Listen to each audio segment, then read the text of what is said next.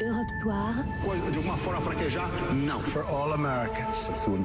I jeśli da dalle istituzioni. Dingo kimochi wa yoku wakaru. Laurent Bazin sur Europe 1. 18h51, Le Monde dans votre radio avec Sébastien Krebs. Bonsoir Sébastien. Bonsoir Laurent, bonsoir à tous. On commence par l'inquiétude qui monte avant le mondial en Russie. On ne parle pas là de ce qui va se passer sur le terrain ni même dans les rues, mais dans les tribunes, puisque certains joueurs craignent le racisme des supporters russes. Oui, au point que le latéral gauche anglais Danny Rose, qui est noir, a préféré demander à ses parents de ne pas faire le déplacement, trop inquiets pour leur sécurité dans les stades. Il l'a dit publiquement cette semaine, et cela malgré la déception immense de son père qui a l'habitude de suivre chacun de ses matchs avec Tottenham en tribune et qui se réjouissait de voir évoluer son fils pour la première fois en Coupe du Monde. Alors il faut dire que la réputation des supporters russes n'est pas exactement à faire. Oui, avec des incidents racistes à répétition dans les stades. Souvenez-vous, au mois de mars, Russie-France à Saint-Pétersbourg, des cris de singes descendant des tribunes. Ils visaient les Français, Pogba ou Dembélé. Depuis, la FIFA a ouvert une procédure disciplinaire contre les Russes. Et c'est loin d'être un cas isolé, c'est même presque une habitude dans les gradins du Zénith Saint-Pétersbourg par exemple, ce qui lui a récemment valu une condamnation en Coupe d'Europe, match à huis clos et 50 000 € d'amende. Idem chez les supporters du CSK Moscou, avec des incidents encore au mois d'avril contre des joueurs noirs d'Arsenal. Près d'une centaine de dérapages racistes ou néo-nazis ont été dénombrés la saison dernière dans les stades russes. Mais j'imagine que les autorités russes ont conscience du problème, non ? Oui, en tout cas, la Russie sait qu'elle joue son image et que la sécurité sera un élément essentiel de la réussite de ce mondial. On se souvient des incidents très violents lors de l'Euro 2016 en France. Bataille rangée sur le vieux port de Marseille entre hooligans russes et anglais.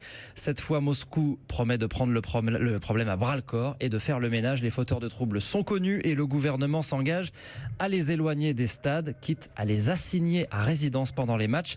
Le président de la FIFA, lui aussi, a promis la fermeté absolue. Il a même fait changer les règles pour anticiper de potentiels incidents. Les arbitres seront pour la première fois autorisés à interrompre les matchs, voire carrément à y mettre fin en cas de dérapage raciste en tribune. Les supporters sont donc prévenus.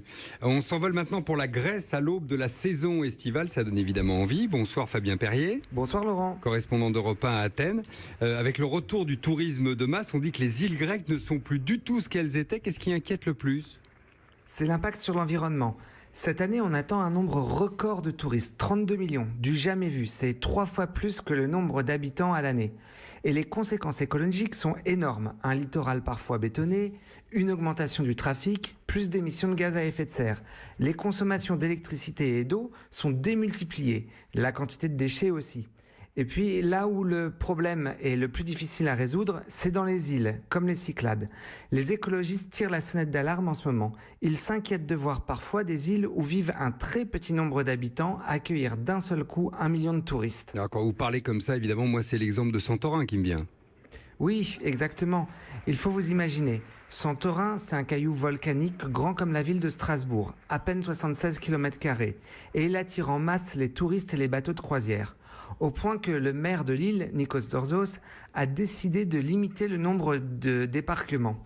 Pas plus de 8000 touristes par jour, car la toute petite île ne peut plus supporter l'explosion des consommations d'électricité et surtout d'eau potable. Aujourd'hui, on construit une nouvelle station pour dessaler l'eau. Il n'est même pas sûr qu'elle puisse satisfaire les besoins futurs. Et puis, les espèces marines sont aussi menacées. En avril, une baleine de 9 mètres s'est échouée sur les plages de Santorin, blessée par un bateau. La Grèce va devoir trouver des solutions parce qu'elle ne peut pas se passer de tourisme, c'est essentiel. Oui, majeur. Un Grec sur 5 vit de ce secteur qui représente plus de 20% des revenus. 1 million d'emplois directs et indirects. Et le pays investit beaucoup. De nouveaux hôtels vont être construits et de nouvelles lignes aériennes ont été ouvertes. C'est pour le gouvernement un moteur pour la relance du pays. Et donc un défi qu'il faut absolument résoudre en termes écologiques. Fabien Perrier, merci, correspondant d'Europe 1 à Athènes. Sébastien, en bref, peut-être pour ceux qui nous écoutent, si vous faites partie de ces gens qui marchent dans la rue les yeux rivés sur leur portable sans trop regarder où ils vont, les Chinois ont trouvé la solution, sachez-le. Oui, une solution en tout cas pour ceux qu'on appelle là-bas les zombies, parce qu'ils marchent tête baissée sur leur écran. Une ville du nord de la Chine vient de créer sur les trottoirs une voie qui leur est réservée un peu comme une piste cyclable, une bande peinte sur le sol avec le logo d'un smartphone et un sens de circulation. Ça permet au moins de tous marcher dans la même direction. Sébastien Krebs, merci.